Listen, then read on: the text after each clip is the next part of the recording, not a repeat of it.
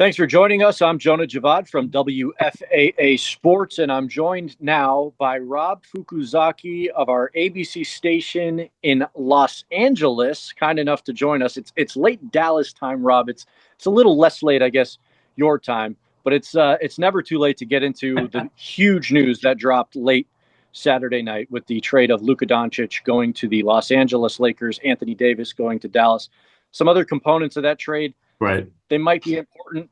Nothing is more important than those two names that I mentioned. Your initial reaction when you saw the, I'm sure it was the Shams tweet that came out Saturday night. Well, first of all, we did our NBA postgame show tonight following the Laker-Knicks game. And right after the game, I got in the car, just running home for some dinner. And then first thing I hear on the sports talk radio, these two guys sounded a little like perplexed, and it's like it sounded a little weird. So I was like, my phone's ringing. I think I got to get that. Sorry. This has kind of been the situation for all of us in the last 4 hours or so. Is the moment this news dropped, our phones have been buzzing, text messages, calls. We've been sending a lot of text messages and calls, also trying to get clarification on the deal, who was involved. I reached out to Mark Cuban. He said he was not involved in this deal. So this was a Nico Harrison, Mavs GM, who kind of led the way on the deal for Dallas. But Rob, just kind of, you said you were on your way home, you were going to get some dinner, and then you find out about this? Yeah, so I'm listening to sports talk radio, and all these guys sounded like a little like perplexed. They weren't sure what was going on. I'm wondering, what are they talking about? They said, we'll get this all sorted out, and we'll be right back. And when they came back, that was a great tease, by the way. I had to stick around for that. Anyway, they come out and they say, normally on a Saturday night, it's quiet. We rarely have breaking news on our show, and we have some breaking news. And they explain the trade.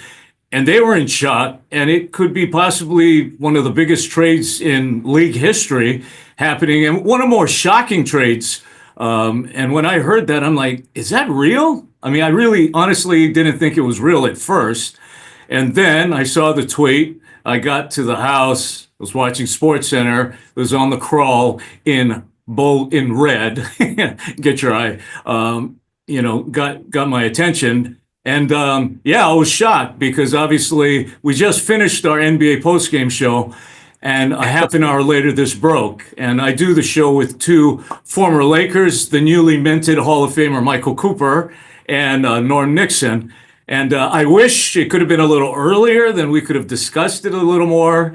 We did talk about possible trades, before the trade deadline, but this came out of nowhere, blindsided everybody, and blindsided me. There's one of our news producers who's also a part-time sports producer, Javier, and he's a huge Laker fan, always wearing his Laker jerseys or his T-shirts. And coincidentally, today, he had an Anthony Davis shirt, and he told me it was the first time he ever wore it. So I don't know if he knew anything. Maybe he knew something in the stars, and he said, I just got it. It's brand new.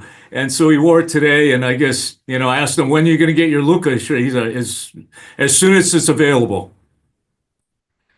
I hope Javier kept the receipt from wherever he got that shirt. Maybe he can get a refund or exchange it for a 77 in purple and in yellow.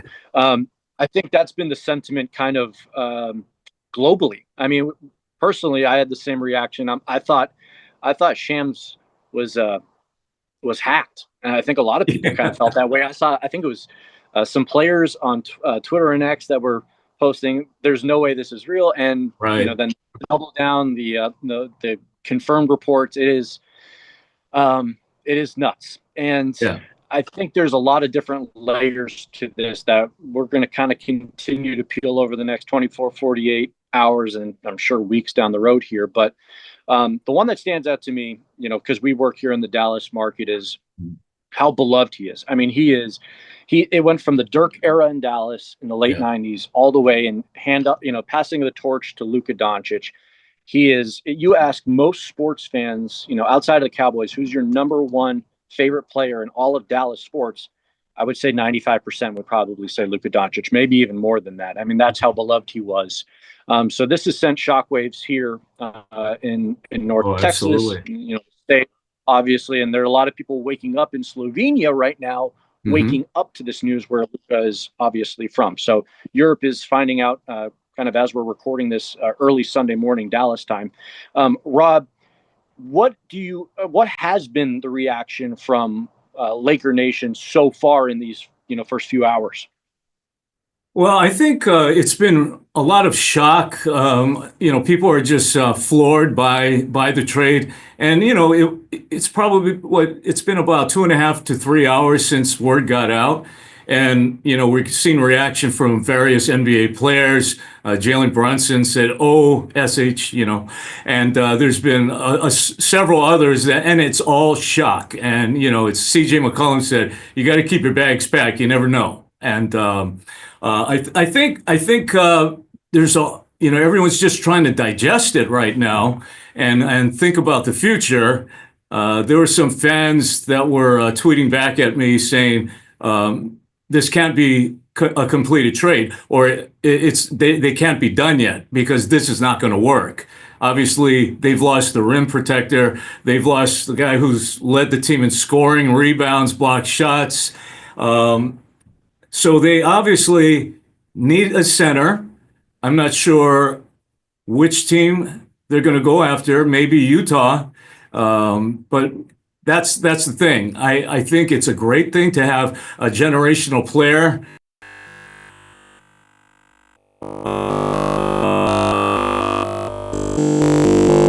30-year-old LeBron James is going to pass the torch to Luca, and it's now going to be his team. And LA has always been about stars, especially when it came down to Dr. Buss, the legendary Laker owner. He was all about star power. You go back to Kareem coming from Milwaukee. You go back to him drafting Magic Johnson out of East Lansing and Michigan State. And then, of course, you had all of the other components, like a James Worthy, all the components of Showtime. So my point is, it's always been a town of stars. Baseball, you got Shohei. But when it comes down to it, I think LA is happy. But yet, if you are a true basketball Laker fan, you're wondering, okay, what else are we going to get that's going to complete this team? Yeah, I think it's a similar deal for the Mavericks as well. They've got a trio of bigs right now, and they needed ball handlers. So making this trade is just another piece of it doesn't make sense. And there's a lot of reasons why it doesn't make sense for people on the Mavericks side, but that was one of them. From a Mavs fan perspective, and from us who cover the team, they can't be done yet either, because how is this going to work? So I think you're kind of feeling the same thing covering the Lakers. There's got to be some other deals to come to make any of this actually kind of, to see the vision, at least from the front office standpoint. You mentioned Luka being a star in LA. It's funny, and I don't mean to be prophetic when I say this, but I always had a hunch if Luka ever left Dallas, it was going to be either the Lakers or Miami. Those were two cities that he has always had a fond liking to. Now, he didn't pick the Lakers. This trade came as a shock to him, but he still ends up in a place that he has loved for many years, and his family has loved going to. I think he'll feel at home there.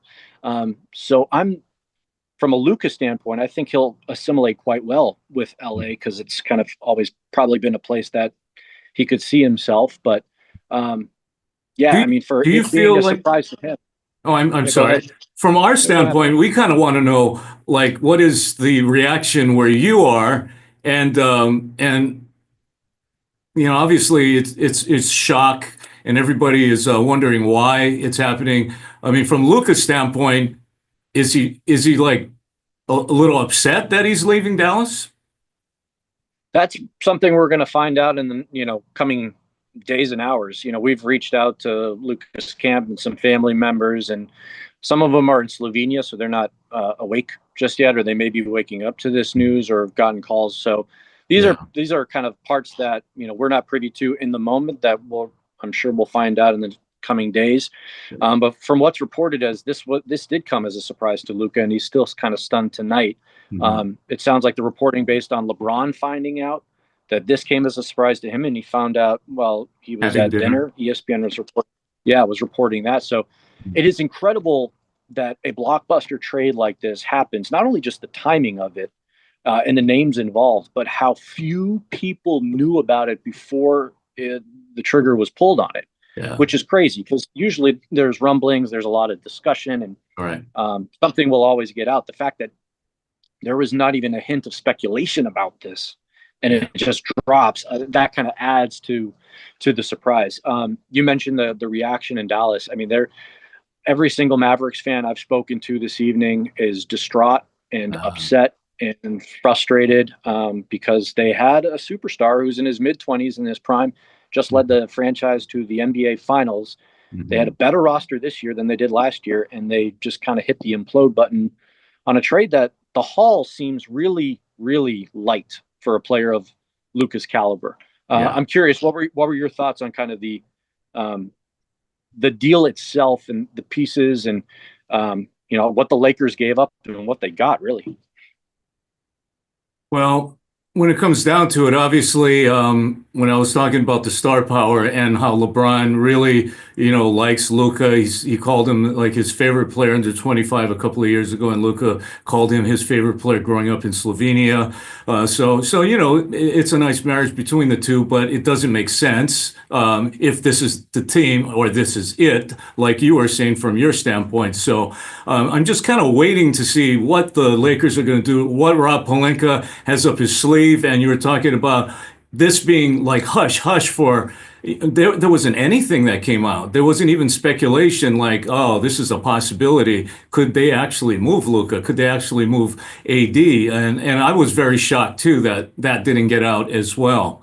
The pieces that left, I mean, a couple of them are good young players that that were showing a lot of promise. I'm wondering who the next person is. Austin Reeves' name has come up as a possibility of maybe getting a big, or possibly Danny Ainge is in Utah now. He's a Boston guy. If he's going to deal with the Lakers, he's going to squeeze the Lakers as much as he can and get as much out of the Lakers as he can. And he likes to stockpile draft picks. The Lakers don't have a whole lot of that, but I think they have a first rounder in 31 or something like that. But yeah, I mean, Markieff Morris and Maxi Kleber haven't really followed them very much. I know they both averaged under 6 points per game, I believe, something like that. But as far as what's to come is what I'm waiting for as well as you are. Yeah, I don't understand the haul. And I think a lot of Mavericks fans and probably, third party people to all this, maybe fans who are just, basketball fans in general. It just felt like they could have got more for Luka. I mean, this is a perennial first team all NBA player, and to just get 31-year-old Anthony Davis, who's been in and out of the lineup for years, as you know, with a lot of different injuries, to give up a player of that caliber for a player that's on the descent of his career. And one first round pick just seems, I don't think there's a soul out there that thinks that the Mavs won the trade or even broke even or anything close to it. This just feels like a deal that the Lakers heisted the Mavericks, and it will that is just a fact until proven otherwise. Do you feel the same way, or are Lakers just trying to be coy and be like, yeah, we got a nice piece in Luka Doncic, and we'll see how he pans out? But I mean, it just, from the outside, from our perspective, it just feels like this was self-sabotage by the Mavericks. Well, from our standpoint, I think they're, obviously it was a shock that it's Luka Doncic. He's a generational superstar. He could be the future in LA for the next 10 years or so. But we were thinking the opposite, where they were going to go big, because Anthony Davis had expressed that in 2020, when they won the championship in the Orlando bubble, that they won with bigs. Their front line was a lot bigger. They were longer, and that was the winning formula. And that's what everyone was thinking. That's the road the Lakers are going to take this week before Thursday, is go out and get a big to support Anthony Davis, who likes to play the 4. Go out and get a 5, and you'll be bigger and longer like you were back in 2020.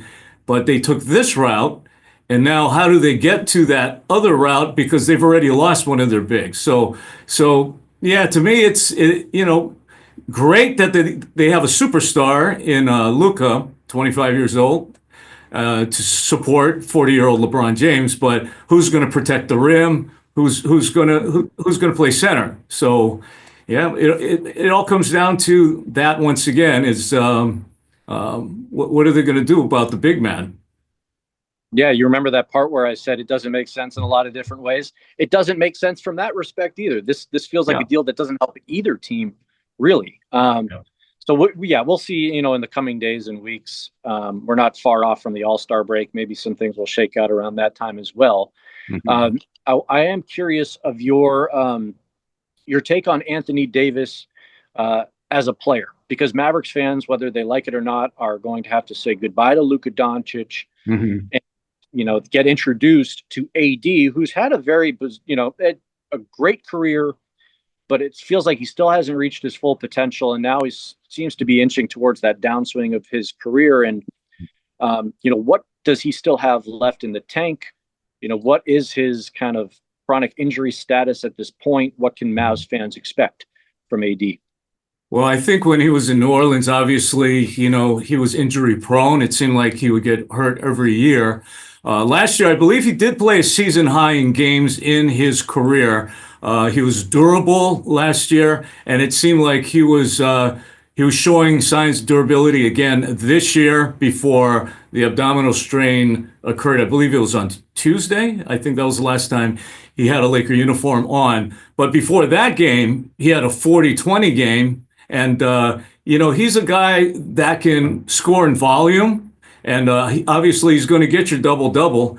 I think AD is a good player. He's an all-star, and he will give you good minutes, but you have to have the right mix. Obviously, he likes to be fed the ball, but like I said, he likes to play the four, and he likes to play on the perimeter every now and then instead of clogging the middle and playing, post-up basketball. So it's all about, what Coach Kidd wants to do with him. He's a smart guy, and I'm sure he'll figure it out. But I think AD is going to bring a lot of, scoring and rebounding. But when it comes to the injury bug, that's something that Laker fans always worry about. And then when the abdominal strain happened, and I was talking to Michael Cooper and Norm Nixon about that tonight, they said abdominal strain is a very, very difficult injury to come back from. And sometimes as you're healing, you could favor it a little bit and injure yourself even more. So you have to be very, very delicate. It's a delicate injury.